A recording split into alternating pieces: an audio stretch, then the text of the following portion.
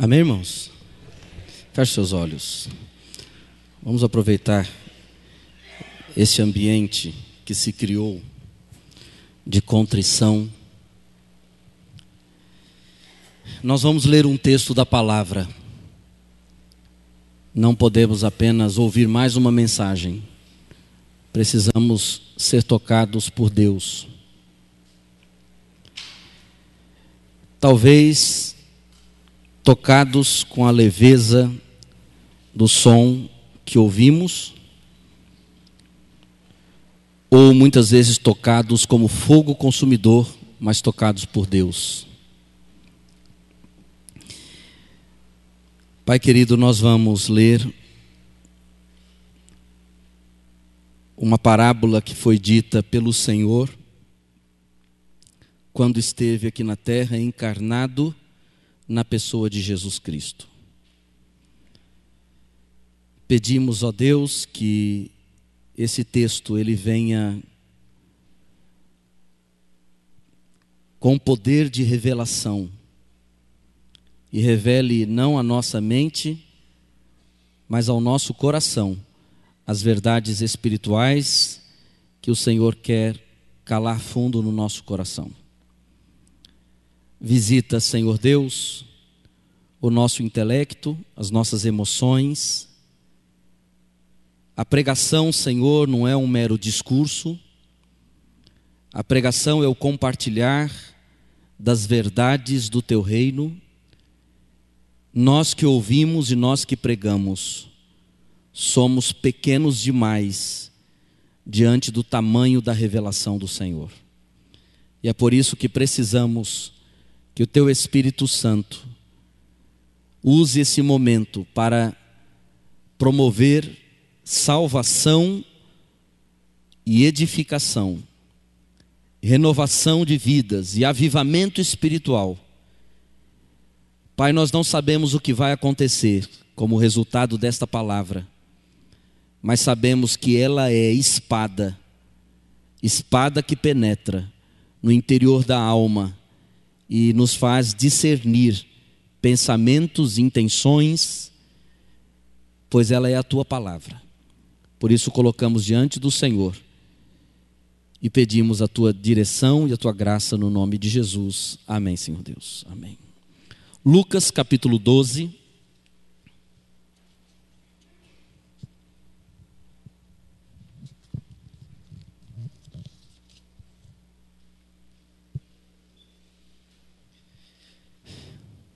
Como fiz pela manhã, vou usar uma expressão do texto, uma afirmação da parábola, para levar você a fazer 3 perguntas que você precisa fazer. De manhã, falamos sobre cooperadores de Deus e levamos a congregação a fazer 4 perguntas que precisam ser feitas por aqueles que querem cooperar com Deus. E eu disse que precisamos aprender a perguntar o porquê cremos, da maneira que cremos. Não podemos apenas ser meros repetidores de uma crença histórica. Não podemos ser apenas meros repetidores de uma doutrina, de um dogma, de um pensamento, de uma filosofia. Precisamos responder o porquê cremos, da maneira que cremos.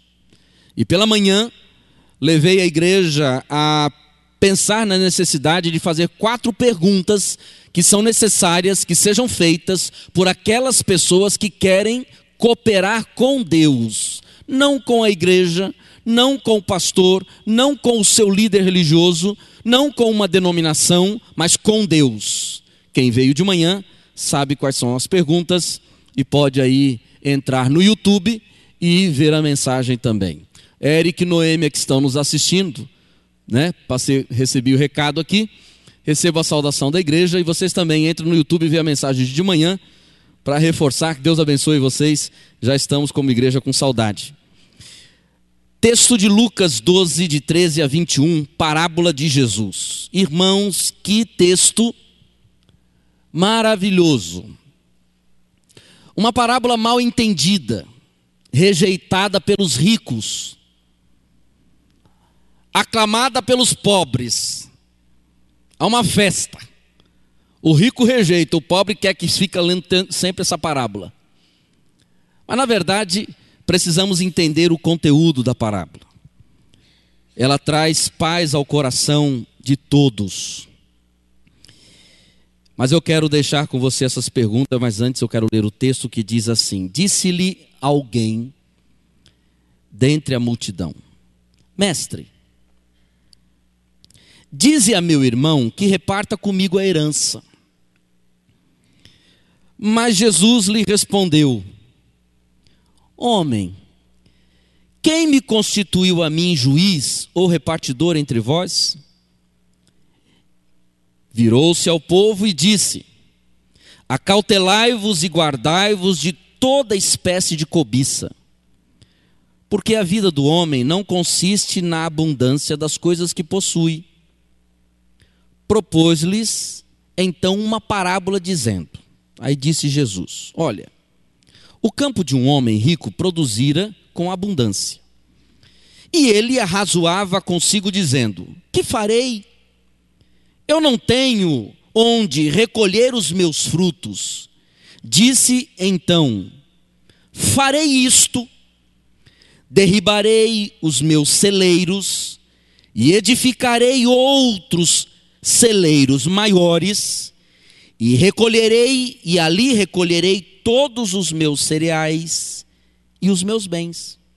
Aí direi à minha alma: Alma, tens em depósito muitos bens para muitos anos. Descansa, come, bebe, regala-te, alma. Mas Deus lhe disse: Insensato, esta noite te pedirão a tua alma. E o que tens preparado, para quem será? Assim, aquele que para si ajunta tesouros, e não, assim é aquele que para si ajunta tesouros, e não é rico para com Deus. Irmãos, esse texto nos faz pensar profundamente sobre a vida, sobre espiritualidade, sobre resultados, mas ele nos faz pensar sobre uma coisa que eu quero chamar a sua atenção agora, sobre morte. O tema da mensagem é a expressão de Jesus na parábola: esta noite pedirão a tua alma. A pergunta que fica e veio ao meu coração é: e se nesta noite pedirem a minha alma? Aqui Jesus fala com a multidão sobre o momento em que Deus decide terminar com a existência de um ser humano, partindo de um conflito de família. Talvez Jesus estivesse dizendo o seguinte: para que tanta briga por causa de herança? Essa noite vão pedir tua alma, está brigando. Irmãos, parentes, abrindo para depois já fechar. Quantas das nossas brigas seriam irrelevantes se nós soubéssemos que vamos morrer sexta-feira? Eu não esqueço de um livro de um médico psiquiatra chamado Dr. Paulo Gaudêncio, e ele conta a história do encontro que ele teve com um infarto. E ele disse assim: a partir do dia que eu descobri que eu tinha um infarto, que eu tive um infarto, que eu cheguei à beira da morte, os meus valores mudaram. Eu comecei a repensar a minha vida. Mas eu te faço essa pergunta: esta noite te pedirão a tua alma, e daí? Eu quero levar você, à luz da parábola, a 3 perguntas que são fundamentais que sejam feitas antes de que Deus decida pedir a nossa alma. Antes de Deus falar, acabou. Porque, meus irmãos, seja por enfermidade, seja por acidente, por incidente, por indisplicência ou por displicência, seja pelo que for, um dia todos nós vamos morrer, vamos partir. Um dia, alguém vai chegar no nosso ouvido e vai dizer assim: Deus está te chamando, essa noite Ele vai pedir a tua alma. Primeira pergunta que você precisa fazer antes de Deus pedir a tua alma: como tenho me relacionado com Jesus? O texto nos traz, logo na abertura da parte que lemos, um momento onde Jesus aparece lidando com uma questão de direito civil. E ele faz distinção entre duas esferas: a esfera terrena e a esfera divina. A recusa de Jesus em atender o pedido daquele homem: dize ao meu irmão que me dê a minha parte na herança. Jesus diz bem assim: o que tenho eu com isso?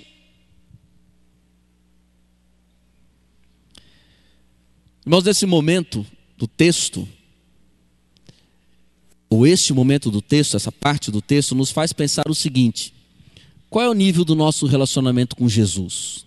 Aqueles dois homens achavam que Jesus estava ali para resolver uma questão de direito civil. E você já percebeu que a nossa geração é bem assim? A nossa geração vai a Jesus e diz assim: Jesus, coloca na cabeça do meu marido, Senhor Jesus. Senhor Jesus, coloca na cabeça do meu chefe que eu preciso de uma promoção. Senhor Jesus, coloca na cabeça. E aí nós vamos orando para que Jesus se envolva nas questões da vida, de uma maneira muito prática e até boa. Porém, muitas vezes nós acabamos tornando Jesus e a nossa fé em uma fé puramente utilitarista. Jesus se torna um boneco na nossa mão. E a nossa geração fez de Jesus o nosso garçom, aquele que nos serve o tempo todo, aquele que está sempre pronto a atender as nossas exigências, os nossos pedidos, os nossos clamores. E queremos envolver Jesus nessas questões da vida. E a pergunta que fica é: como tenho me relacionado com Jesus? Será que a minha relação com Jesus é só para resolver os probleminhas da vida? Se esta noite pedirem a tua alma, será que quando você chegar diante de Deus, Deus vai falar para você: mas eu nem te conheço? E você vai dizer: mas Senhor, eu sempre falei no nome de Jesus. E Deus vai dizer: mas você falava no nome de Jesus pensando nos teus negócios, pensando nos seus desejos, pensando nos seus sonhos. Isso é fé utilitarista. Isso é fazer de Jesus a nossa varinha de condão. É fazer de Jesus o nosso boneco. É usar Jesus e não ter comunhão com Jesus. E Jesus repreende aquele homem e ele diz: que tenho eu contigo, meu filho? Como ele fez com Maria, quando lá no casamento em Caná da Galileia, ele disse para ela: que tenho eu contigo, mulher? Ainda não chegou minha hora? E muitas vezes, meus irmãos, a gente quer colocar Jesus na parede. E tem até alguns crentes mais inteligentes do que a gente que mandam a gente colocar Jesus na parede. Coloque Jesus na parede e declare a vitória. Vai colocando Jesus na parede para você ver onde você vai parar. Coloca Jesus na parede até o dia que ele te coloca no chilindró, no cativeiro, para você pedir perdão e dizer: Senhor Jesus, perdoa as exigências que eu tive na vida, pelas curas, nos relacionamentos, na enfermidade. Perdoa as exigências que eu tive na vida, pelas bobeiras da vida. Eu não valorizei o relacionamento com o Senhor. Eu fiquei dizendo ao Senhor: fala para o meu irmão, convence o meu irmão para dar parte do bem que me toca. Meus irmãos, precisamos, antes de morrer, antes que Deus venha pedir a nossa alma, precisamos rever o nosso relacionamento com Jesus. Pedro foi repreendido por Jesus. Quando Pedro tentou segurar Jesus de ir a Jerusalém, E Jesus falou a Pedro: Pedro, você não está pensando nas coisas que são de Deus, você está me servindo de escândalo, Pedro. Fica quieto, Pedro. Irmãos, aqueles dois homens, dois irmãos, estavam brigando por questões de família e foram a Jesus, e Jesus diz: homem, quem que me colocou como juiz e repartidor entre vocês? Eu não existo para isto.